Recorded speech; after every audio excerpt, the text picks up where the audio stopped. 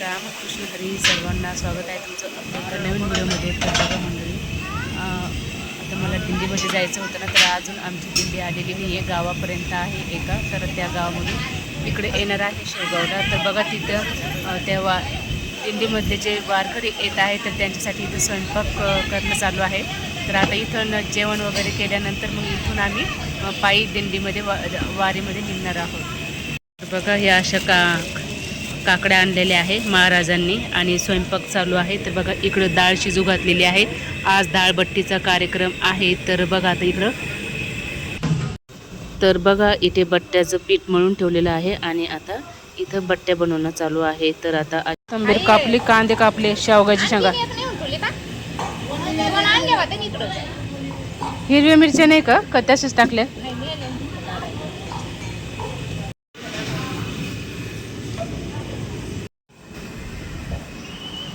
तर बघा आता इथे बट्ट्या उकडू घातलेल्या आहेत. थोड्याच वेळात बट्ट्या तयार होतील.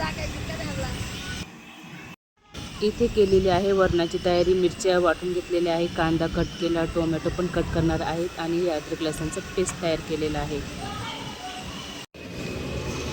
तर बघा आता थोड्याच वेळात दिंडी येणार आहे. तरी असं शेणाने सारून घेतलेलं आहे आणि सुंदर अशी मस्त मोठीच रांगोळी काढलेली आहे. तर आता थोड्याच वेळात दिंडी येईल.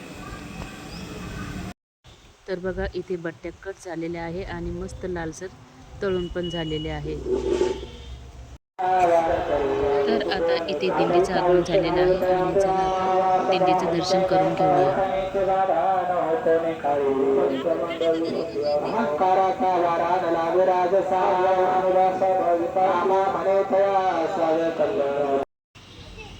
देवांची आरती झाल्यानंतर महाराजांनी खूपच कॉमेडी कीर्तन केलं. पाल टाकली. अरे म्हातारे, अरे पाल जिवंतच निघाली. म्हातारीने संध्याकाळी 12 बट्टे खाल्ले ना.